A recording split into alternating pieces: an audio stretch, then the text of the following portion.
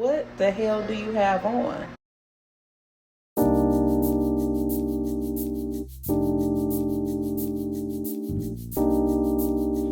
Ladies and gentlemen, welcome to a Connoisseur's Conversation. Today, we're going to dive into what it is to have a fragrance from the house of Labo. You see the thumbnail, you see the title. This is going to be on Thé Noir 29. Like I stated, welcome to a Connoisseur's Conversation. We're going to step into what it is the brand of Labo represents. It's a house renowned for its simplicity and minimalist bottles, but maximalist in its artistry. And the fragrance, they often split into two opinions. One is where you love and adore, and the other where you feel fractured, you don't know what to think of the scent. So today our subject is going to be a fragrance from them called Thé Noir 29, as I stated, and it's a scent that seeks to bottle like what I would say is modern elegance, a little bit of bitterness, a little bit of sweetness, a lot of black tea, which the scent denotates. But I'm going to talk about it today and let you know if the scent actually lives up to its reputation of one that many have stated is their grail fragrance, as I've seen in the community. So let's get right into breaking it down. And if this sounds like the type of content you think you'll enjoy, pull up a seat, pour a glass, and of course, let's enhance. Everyone, welcome to The Dry Down, the lifestyle channel where we as enthusiasts aspire to enhance and elevate our olfactive sensory experiences through the understanding of the different aromas, facets, and nuances of scent, cigars, and wines. I'm your host, Chris. Welcome to today's wonderful experience. Today, we're going to talk about an elevated fragrance from the brand of Labo, as I stated. This is one, as I always love to talk about in my Connoisseur's Conversations. I want to give you a very detailed, informative talk about this and a review about this. I'm going to give you the composition. I'm going to give you the sillage and the projection. I'm going to give you a nice totaling point system of how it looks in the presentation. Who is this fragrance for and who will like it as an impression? So if that sounds like something that you enjoy, I want to get right into it. This fragrance here, this is Labo's Thé Noir 29.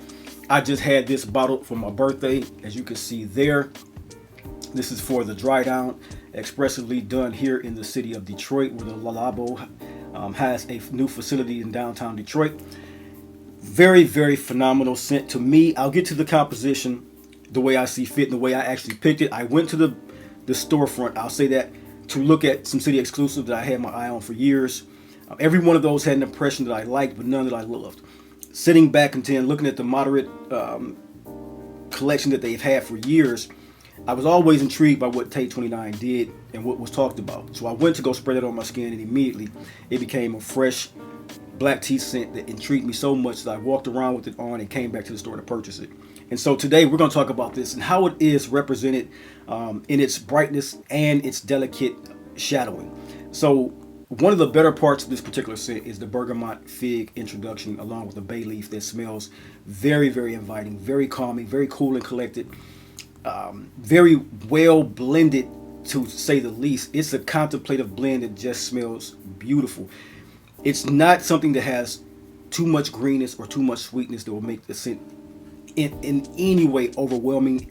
It's a Swiss Army knife type of fragrance to me, because it has everything that you want in a calming scent profile, which is the black tea and the bay leaf and the bergamot. But then it represents itself so well in the intrigue and alluring part, even a sensual part to a fragrance that you will have on your skin. This one here, that sweetness along with that black tea really gives it this informative zen type of feel. So when you start to wear this on your skin and you feel the opening and the way it develops on you, you become enthralled with it. This tea in this one, it has this hay-like bourbon vanillic scent profile that very much so calls to what it is to have a tobacco fragrance.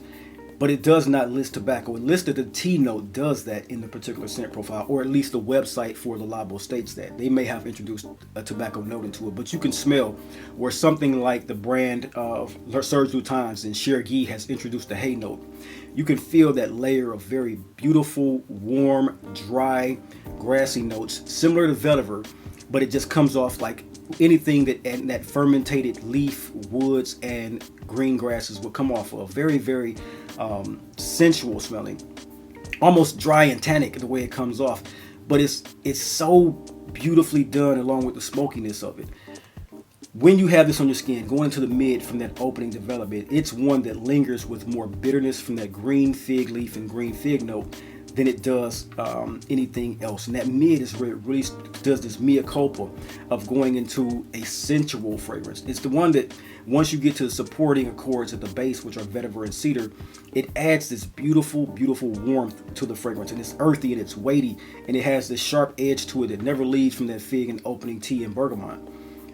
Once it starts to begin more and more developing on the 4-hour mark, you come to the part, which is in this one, that I must say that I think is the most polarizing from what I read about, which is the musky scent profile, the musky hay-like tobacco undertone that is, it almost reads woody, animalic, which you would not expect from a Labo fragrance. You would think something very metropolitan, very sensual, but something that is a mass appealing scent profile. But this one, even when it comes off on the skin, even sour in some development process of it, that fig note is just very much so calls into what it is to have a Zen fragrance. And it's one, I've gotten 2 or 3 compliments on this particular scent. It's one that's very, very loud when you put it on. It almost smells like an indolic jasmine is in this one as well.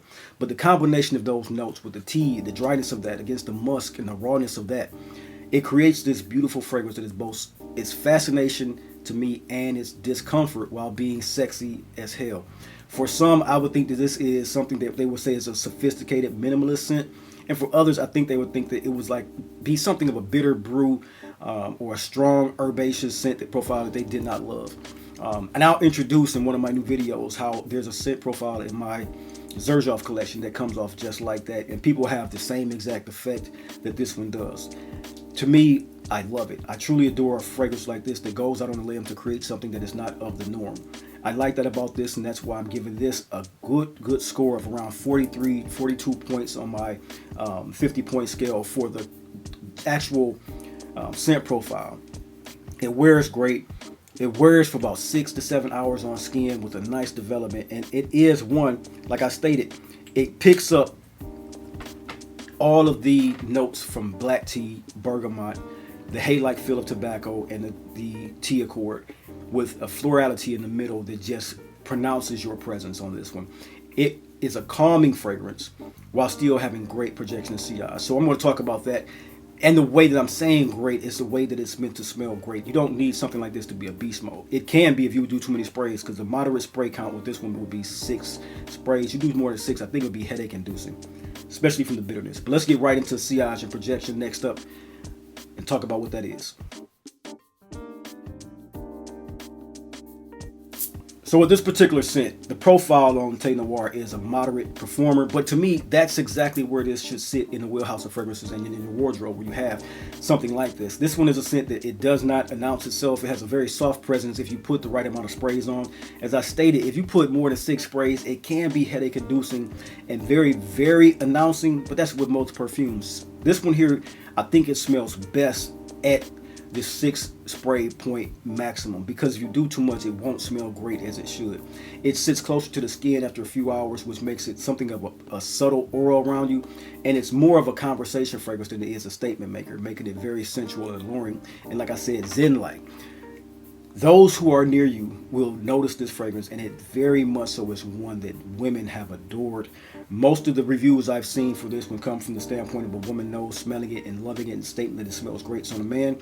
And that's what I get from this as well. It smells wonderful in the air. It smells very fantastic. And I've gotten a couple compliments on this particular fragrance in just the amount of time that I had it for my birthday. Very much so enjoying this fragrance. So it gets a good score for projection and sillage right out the gate. Next, let's talk about presentation.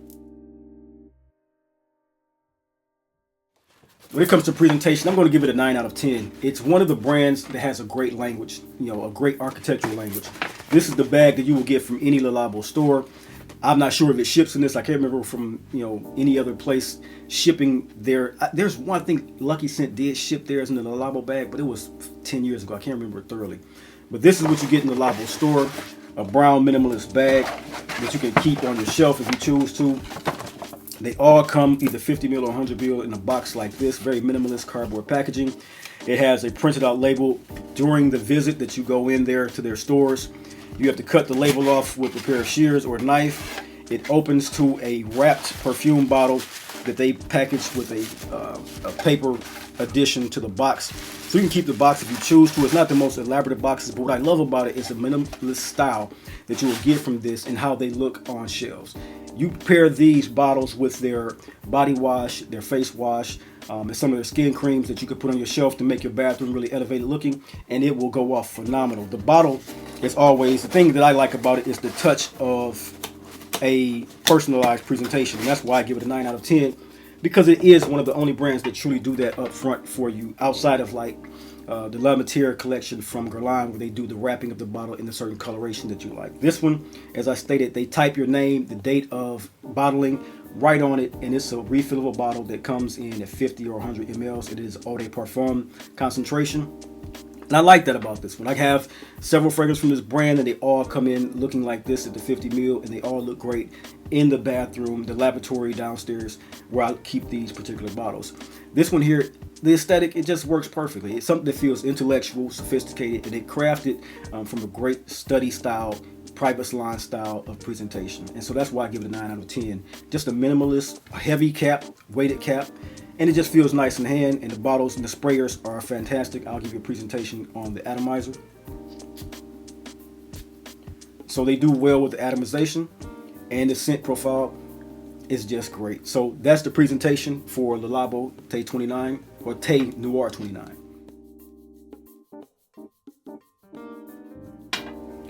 I'll say, so next, let's talk about wearability.